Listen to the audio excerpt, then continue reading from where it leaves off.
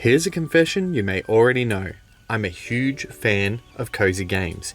Animal Crossing is right up there with my most treasured gaming franchises, and I still take delight in farming along with my children in Stardew Valley. So when Everdream Valley popped into my sights, I knew it was a game I just had to try. In Everdream Valley, you play as a child who has been left at your grandparents' farm, which, due to a few bad seasons and their age, has been left a little worse for wear. The game wastes no time in throwing you in the deep end, assigning you all manner of quests as you explore the main island that you're on. While it may sound hectic at first, the game's relaxed daily time limit and generous quest markers made most of it a breeze, despite some bugs making me check Google for answers, like how to make a hay bale, which was bugged at first due to the proximity of other items. Farming starts off basic, and watering, harvesting, and planting all are very streamlined for faster play.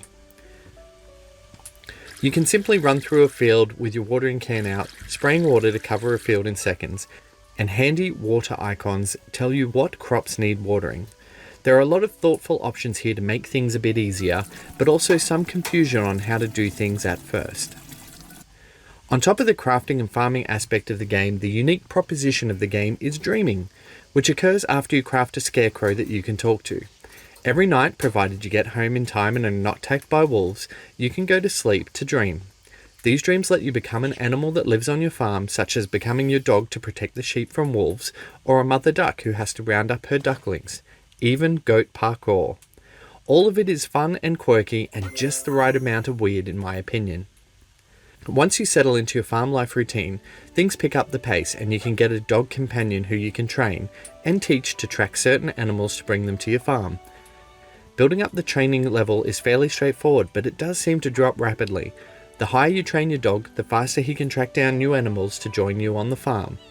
Once you track and find the animal, you just need to lead them to your property for them to become yours.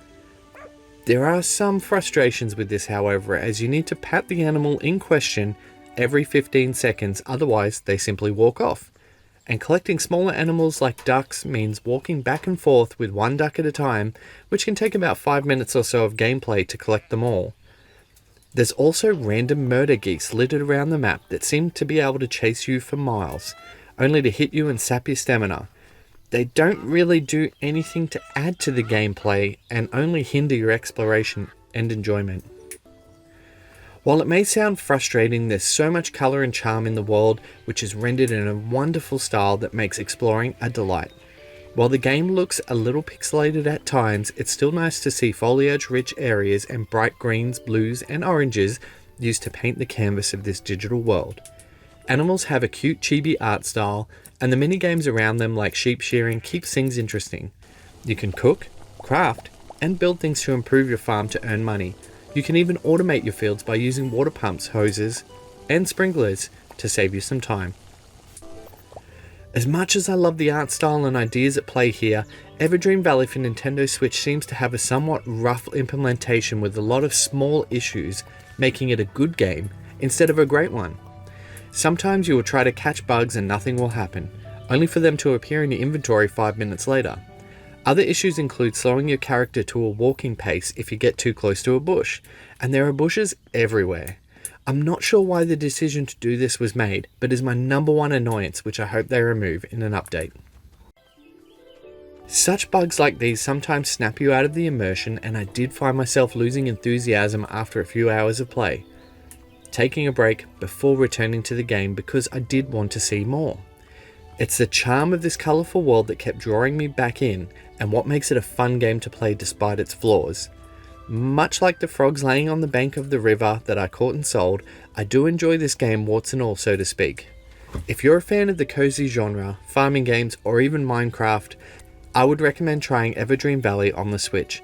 Just go in with the expectations that it's almost like an early access game, with a lot of charm and potential, but minor flaws. Its relaxing atmosphere draws you into a colourful sandbox that's a delight to explore and play in. Just stay away from those geese. So, what's it like? Everdream Valley is a cross between my time at Porsche and Stardew Valley. I give it a 72 out of 100.